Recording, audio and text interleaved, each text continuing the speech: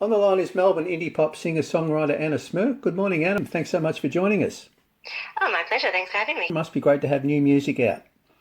So great. The process of getting new music out is quite long. So I've been sitting on these songs for a little while between sort of writing them and recording them and releasing them. It takes time. So it's always such a pleasure to finally get to that point where you get to get them out in the world and have people hear them. So it's a good feeling. Yeah, that's great. Look, I read somewhere where you said you wrote, I don't want to meet your mother, thinking back to your first relationships. Can you expand a little bit Yeah. on this for us? Yeah, absolutely. So I wrote the song sort of thinking about growing up in a small town. I grew up in a small town sort of um, in Victoria, and I always sort of had big plans, big dreams, and I was kind of always a bit scared of getting stuck in that town and not having the chance to get out and head out into the world and meet lots of amazing people and go lots of amazing places. So I was kind of thinking about that time of my life and looking back, and I realized that I was really sort of pushing, kind of pushing people away, or really not letting people get too close to me, Right. in case it kind of got me a little bit stuck in that place that I was really keen to get out of. I love the place where I grew up now, but being a teenager there, I was really keen to get a bit further afield. So I think the song's sort of trying to capture that time of my life, that sort of younger self where I was trying to, assert myself in the world. But I think there's also maybe a little bit of a tinge of sadness in the lyrics, because obviously you have to sort of leave some things behind when you're doing that, when you're leaving people behind and leaving a place behind. The song was recorded in Nashville, of course. It was. Yeah, can you tell us a little bit about the recording process and how it actually came to be recorded in Nashville?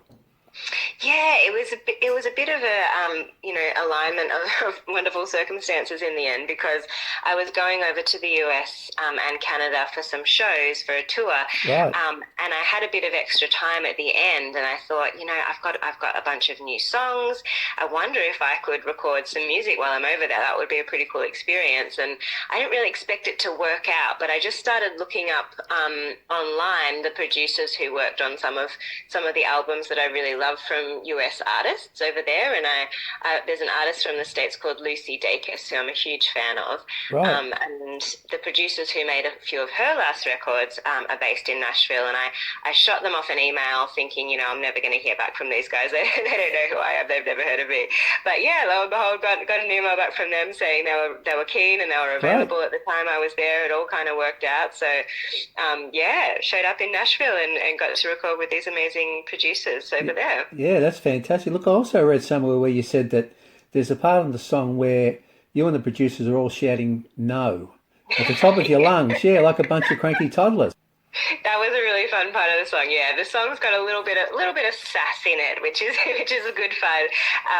And yeah, we wanted to have this kind of big kind of gang vocal thing going on where there's a bunch of people kind of shouting. It happens in the bridge of the song, and we ended up spending 20 minutes all just shouting no into microphones. Yeah.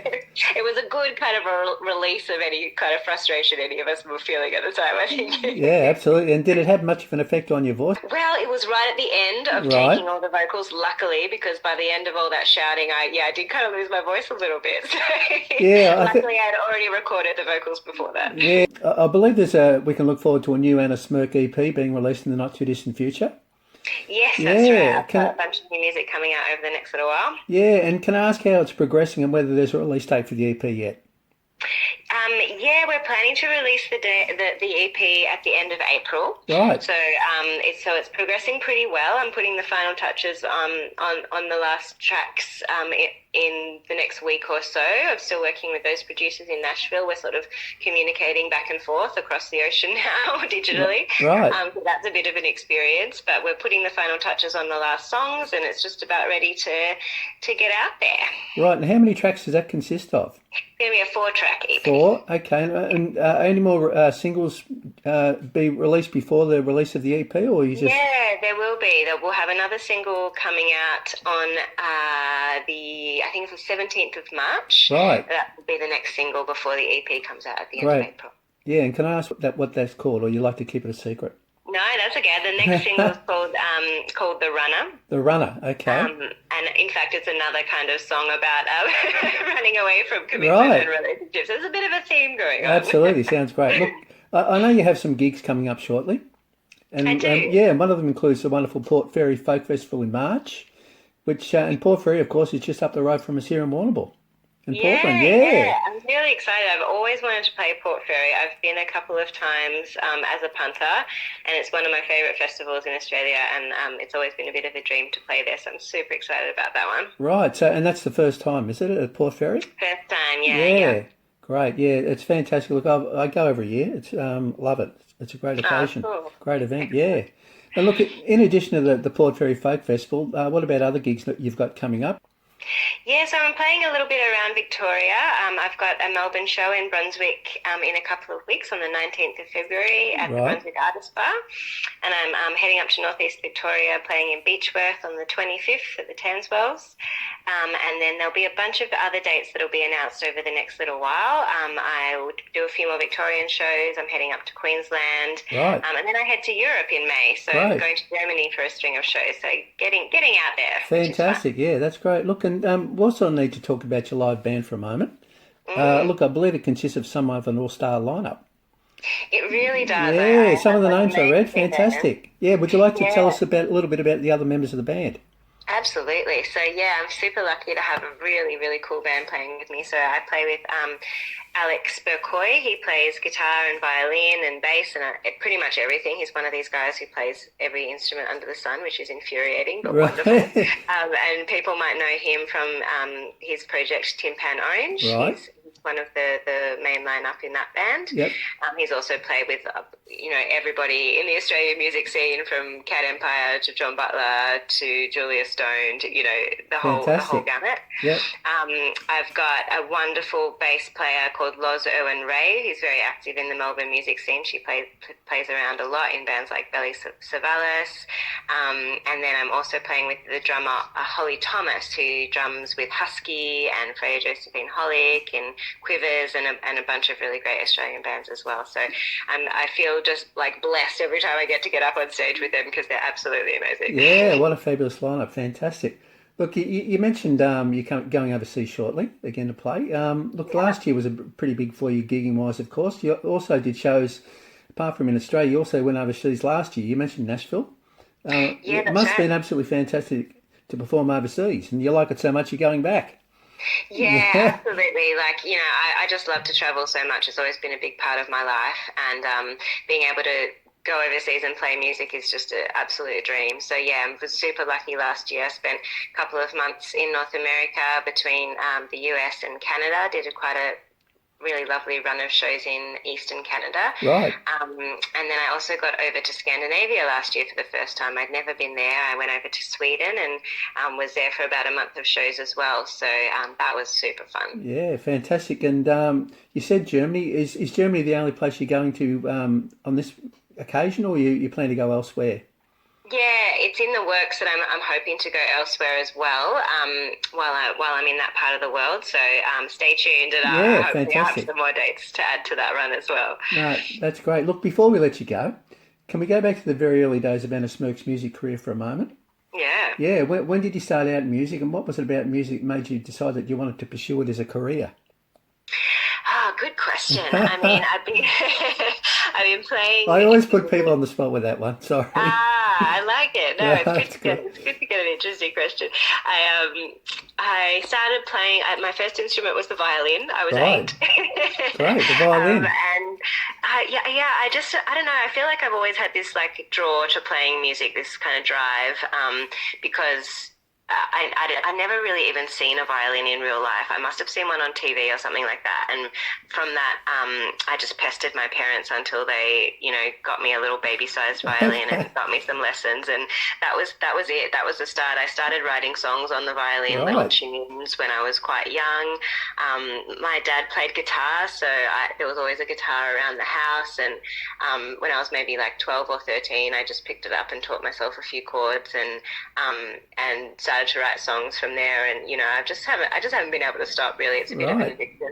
Fantastic. And do you still That's play the how- violin now as part of your No, music? You I don't. don't. I played it quite seriously all through school, but it's the kind of instrument that if you don't really, make it your 100% your focus, you lose that. You lose Yeah. that skill pretty Complicated. quickly. And I decided to focus more on the singing and songwriting. So Right. that's really what I spend most of my time doing now. Fair enough. And so your music career just sort of developed from a very young age. I guess so. I didn't think of it in that way when I was young, but it's really just been the last, I guess, 4 or 5 years that I've been thinking of it as a career, I guess, in Right. those terms. Yeah. But it's just always been a huge part of my life. Great. Yeah. And what about some of the artists that have influenced you along the way?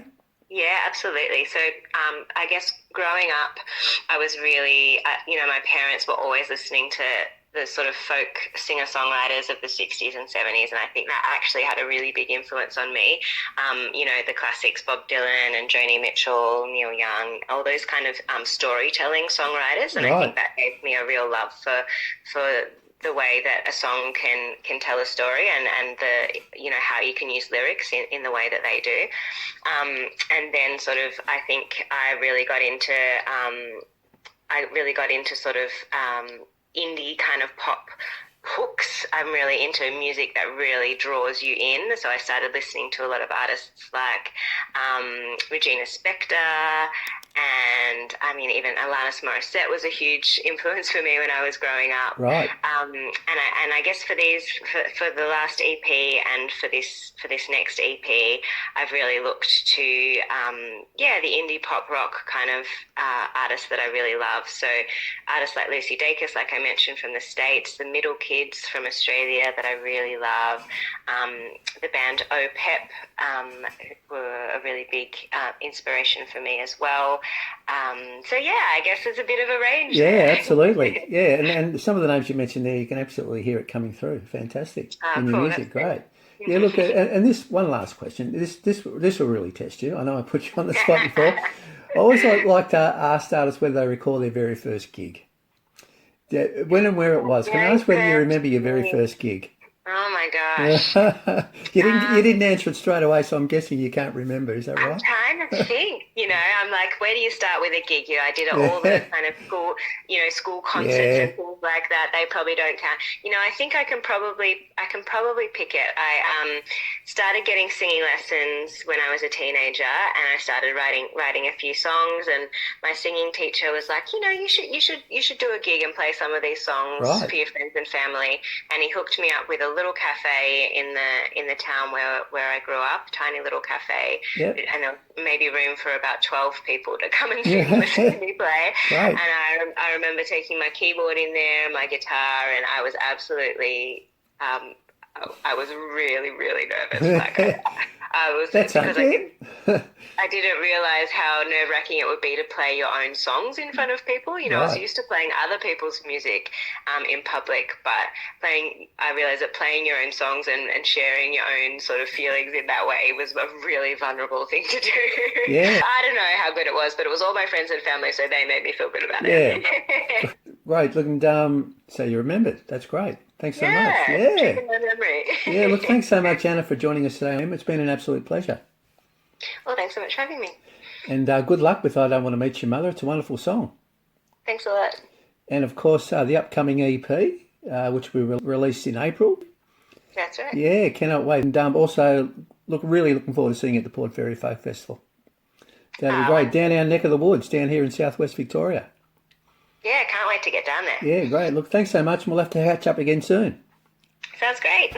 Thanks a lot, Anna. See ya. See ya. Bye.